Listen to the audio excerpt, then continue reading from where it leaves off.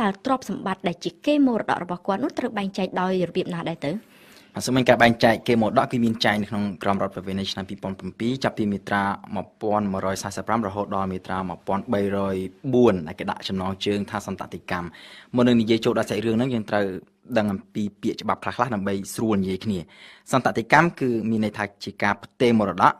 សន្តតិជនគឺជនដែលត្រូវទទួលចំណាយគេមរតកមតកជនគឺជនដែលទទួលមរណភាពហើយដែលគេមរតករបស់គាត់ហ្នឹងត្រូវយកទៅផ្ទេរទៅឲ្យសន្តតិជន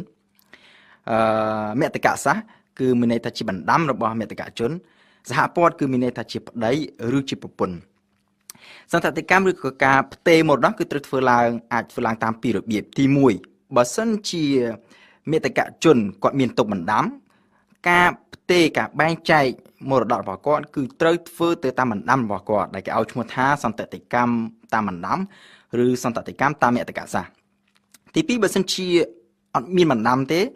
ការផ្ទេរមរតកគឺត្រូវធ្វើឡើងទៅតាមការកំណត់ដោយបទបញ្ញត្តិដែលមានចែងនៅក្នុងក្រមរដ្ឋប្រវេណីខ្មែរដែលគេឲ្យឈ្មោះថាសន្តតិកម្មតាមច្បាប់ដូច្នេះបើសិនជាយើងមើលទៅក្រមរដ្ឋប្រវេណីគឺផ្ដល់អត្ថិភាពទៅលើឆន្ទៈរបស់ម្ចាស់មរតកបើសិនជាមានបណ្ដាំគឺត្រូវតែបែងចែកទៅតាមបណ្ដាំលុះត្រាតែអត់មានបណ្ដាំទើបត្រូវបែងចែកទៅតាមការកំណត់ដោយច្បាប់ចា៎ហើយចុះនៅក្នុងបណ្ដាំនោះតើម្ចាស់ទ្រព្យមានសិទ្ធិបែងចែកគេមរតករបស់គាត់យ៉ាងដូចម្ដេចក៏បានឬក៏យ៉ាងម៉េចទៅវិញទីណាសម្រាប់មតកជនមានសិទ្ធិធ្វើការបែងចែកគេមរតករបស់គាត់យ៉ាងម៉េចក៏បានដែរក៏ប៉ុន្តែត្រូវគោរពលក្ខខណ្ឌមួយដែលចែងក្នុងច្បាប់ដែលគេហៅថាភាគបំរុងមានន័យថាគេមរតកមួយផ្នែកគឺត្រូវតែធ្វើការបែងចែកទៅតាមការកំណត់របស់ច្បាប់គេមរតកដែលនៅសេសសល់ពីភាគបំរុងហ្នឹងទើបមតកជនហ្នឹងអាចដាក់បណ្ដាំបែងចែកទៅតាមចិត្តចង់បានសួរតើភាគបំរុងនោះមានទំហំប៉ុណ្ណាហើយត្រូវយកទៅបែងចែកនៅណាខ្លះហើយយោងតាមមាត្រា1230នៃក្រមរដ្ឋប្រវេណីអ្នកមានសិទ្ធិលើភាគបំរុងគឺរួមមានកូនរបស់មតកជនបើអត់មានកូនសោះគឺត្រូវធ្លាក់ទៅឪពុកម្ដាយឬបើមិនអញ្ចឹងទេត្រូវធ្លាក់ទៅជីដូនជីតាហើយអ្នកមានសិទ្ធិលើភាគបំរុងមួយទៀតគឺសហព័ន្ធរបស់មតកជនទ្រព្យសម្បត្តិពាក់កណ្ដាលគឺត្រូវបំរុងយកទៅបែងចែកជាចំណែកស្មើគ្នារវាងកូនឬក៏ឪពុកម្ដាយឬក៏ជីដូនជីតានិងសហព័ន្ធរបស់មតកជនបើសិនជាអត់មានសហព័ន្ធនិងអត់មានកូនទេឧទាហរណ៍ថាមតកជននឹងគាត់នៅលេងមុនពេលស្លាប់ហើយក្រោយពេលដែលគាត់ស្លាប់ទៅគាត់ក៏មិននៅសល់តែឪពុកម្ដាយឬក៏មានតែជីដូនជីតាអាហ្នឹងភាពបំរុងគឺមានតែ1/3ប៉ុណ្ណោះអញ្ចឹងទ្រព្យដែលនៅសល់ពីភាពបំរុងទៅម្ចាស់ទ្រព្យហ្នឹងអាចយកទៅបែងចែកយ៉ាងម៉េចក៏បានដែរតាមតែចិត្តរបស់គាត់ចង់ដោយមានចែងនៅក្នុងបណ្ដាំមរតករបស់គាត់ក៏ប៉ុន្តែភាពបំរុងច្បាប់បំរុងទុកតែក្នុងករណីមានអ្នកទទួលភាពបំរុងហ្នឹងឧបមាថា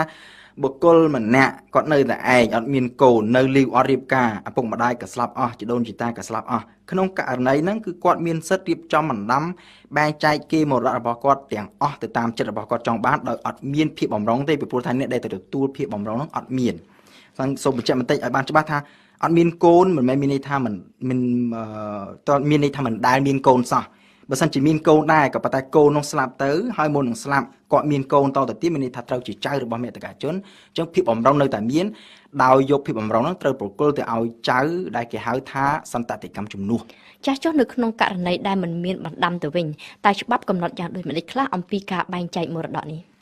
នៅក្នុងករណីគ្មានបណ្ដាំច្បាប់កំណត់ថាគេមរតកត្រូវចែកជាចំណែកស្មើគ្នាជាគោលការណ៍គឺចែកជាចំណែកស្មើគ្នាទៅឲ្យសន្តតិជនដែលជាចំណែកដែលចែកជា3លំដាប់លំដាប់ទី1គឺកូនលំដាប់ទី2គឺឪពុកម្ដាយលំដាប់ទី3គឺបងប្អូនបង្កើតហើយការបែងចែកជាលំដាប់នេះមានន័យថាបើសិនជាមានសន្តតិជនលំដាប់ទី1លំដាប់ទី2និងលំដាប់ទី3គឺអត់បានអ្វីទាំងអស់គឺយកទៅឲ្យទាំងអស់ទៅចែកឲ្យលំដាប់ទី1តើតើអត់មានសន្តតិជនលំដាប់ទី1ទៅគឺយកទៅបែងចែកឲ្យលំដាប់ទី2ហើយលំដាប់ទី3អត់បានទេតើតែទាំងទី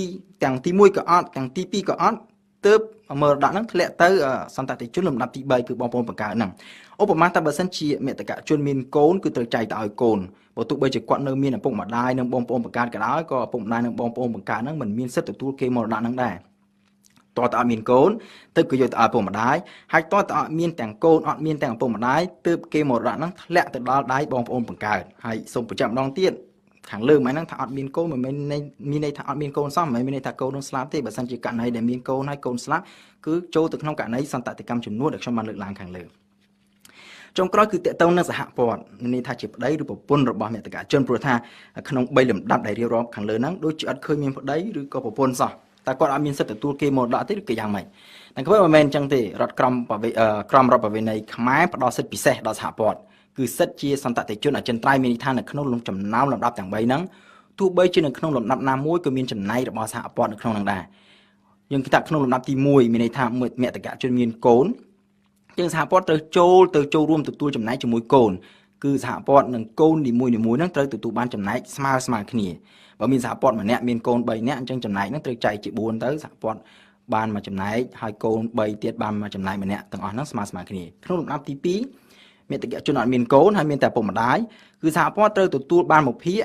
ឪពុកបាន1ភាគនិងម្ដាយបាន1ភាគគឺទៅ3ភាគស្មើគ្នាបើសិនជាក្នុងចំណោមឪពុកនិងម្ដាយហ្នឹងមាននៅរស់តែម្នាក់មានតែឪពុកឬក៏នៅតែម្ដាយអញ្ចឹងសហព័ន្ធបានពាក់កណ្ដាលឪពុកឬក៏ម្ដាយដែលនៅរស់ហ្នឹងត្រូវបានពាក់កណ្ដាលនៅក្នុងលំដាប់ទី3មេតកជនអត់មានទាំងកូនអត់មានទាំងឪពុកម្ដាយអញ្ចឹងគេមរតកពាក់កណ្ដាលត្រូវយកទៅឲ្យសហព័ន្ធទាំងស្រុងតែម្ដងពាក់កណ្ដាលដែលនៅសល់ទើបក៏យកទៅចែកឲ្យបងប្អូនបង្កើតដោយបងប្អូនម្នាក់ហ្នឹងទទួលបានជាចំណែកស្មើគ្នា ចុះបើសិនជាក្នុងករណីមានកូនសុំវិញតើកូននោះមានសិទ្ធិទទួលគេមរតកដែរឬទេបានយោងតាមមាត្រា1156នៃក្រមរដ្ឋប្រវេណីកូនសុំក៏មានសិទ្ធិទទួលគេមរតកដូចជាកូនបង្កើតដែរហើយបើទោះជាកូនបង្កើតក្តីឬក៏កូនសុំក្តីគឺត្រូវមានចំណែកស្មើគ្នាទាំងអស់ ចាចុះនៅក្នុងករណីកូនដែលត្រូវទទួលមរតកស្លាប់ទៅហើយត្រូវចែកបន្តទៅឲ្យចៅតែចំណែកមរតកនោះគេត្រូវគិតយ៉ាងដូចម្ដេចបាទក្នុងករណីហ្នឹងគឺជាករណីសន្តតិកម្មចំនួនដូចខ្ញុំបានលើកឡើងខាងលើអញ្ចឹងថាហើយគេមិនអាចគិតជាចំណែកស្មើគ្នាចែកទៅឲ្យចៅតែម្ដងទេតាមក៏ពិតរបៀបគិតជាចំណែកគេមិនអាចគិតផ្ទាល់អំពីមេតកជនផ្ទាល់ទៅចៅតែម្ដងទេគឺគេត្រូវគិតជាពីដំណាក់កាលទី1គេត្រូវបែងចែកជាចំណែកស្មើគ្នាទៅឲ្យកូនហ្នឹងសិនបន្ទាប់មកទើបគេយកចំណែករបស់កូននីមួយហ្នឹងបើសិនជាកូននឹងស្លាប់ទៅគេយកចំណែករបស់គាត់ហ្នឹងដែលគាត់ត្រូវទទួលបានហ្នឹងទៅចែកបន្តទៅឲ្យកូនរបស់គាត់ហ្នឹងទៀតដែលត្រូវជាចៅរបស់មេតកជនហ្នឹងដើម្បីឲ្យស្រួលយល់ខ្ញុំឲ្យឧទាហរណ៍មួយថាមេតកជនគាត់មានកូន3នាក់ម្នាក់ឈ្មោះខម្នាក់ឈ្មោះកម្នាក់ឈ្មោះខនិងម្នាក់ទៀតឈ្មោះកឧបមាថាប្រពន្ធគាត់ស្លាប់ទៅចោលដើម្បីកុំឲ្យពិបាកថាគិតចំណែកទៅប្រពន្ធមួយទៀតគឺនឹងគិតតែកូនចំណែកកូន3នាក់ហ្នឹងបានហើយកូនកគាត់មានកូនឈ្មោះកហ្នឹងគាត់មានកូនម្នាក់ហើយខនឹងមានកូន2នាក់កមានកូន3នាក់ហើយឧបមាថាកូនទាំង3នាក់ហ្នឹងស្លាប់ទាំងអស់អញ្ចឹងបើគិតទៅមេតកជនគាត់មាននៅសល់ចៅសរុបទាំងអស់6នាក់ហើយគេមរតករបស់គាត់សរុបទាំងអស់មានជាទឹកប្រាក់ចំនួនគឺជាទឹកប្រាក់ទៅមានប្រហែល$30000ឧបមាអញ្ចឹងទៅចុះអញ្ចឹងពេលដែលចែកគេមរតកគឺគេមិនមែនយក$30000ហ្នឹងទៅចែកជា6ចំណែកទៅឲ្យចៅតែម្ដងស្មើគ្នាទេគឺគេត្រូវយកទៅចែកជា3ចំណែកទៅឲ្យកូនសិនគឺថាកខនិងកបាន$10000ម្នាក់គឺត្រូវចែកជា30000ចែកនឹង3បានម្នាក់$10000បន្ទាប់មកបានគេយកទៅឲ្យចែកចំណែករបស់កូនមួយនោះហ្នឹងចែកទៅឲ្យបន្តទៅឲ្យចៅយើងឃើញថាកូនរបស់កដែលជាកូនតូលហ្នឹងគឺគាត់ត្រូវទទួលបានចំណែកទាំងអស់របស់កគឺបានទាំង$10000ចំណែកកូនរបស់ខដែលមានគ្នា2នាក់អញ្ចឹងក៏ត្រូវយកចំណែករបស់ឪពុករបស់គាត់ហ្នឹងដែលបាន$10000ហ្នឹងយកមកចែកជា2ទៀតគឺបាន$5000ម្នាក់ហើយកូនរបស់គាត់ដែលមានគ្នាដល់តែ3នាក់គឺត្រូវយក$10000ហ្នឹងមកចែកគ្នាជា3គឺត្រូវបានតែម្នាក់ជាង$3300ម្នាក់ទេដូច្នេះយើងឃើញថាសរុបជារួមមកវិញយើងឃើញថាចៅទាំង6នាក់ហ្នឹងគឺมันបានទទួលចំណែកស្មើគ្នាទេខ្លះបាន$10000ខ្លះបាន$5000ហើយខ្លះទៀតបានតែជាង$3000ប៉ុណ្ណឹង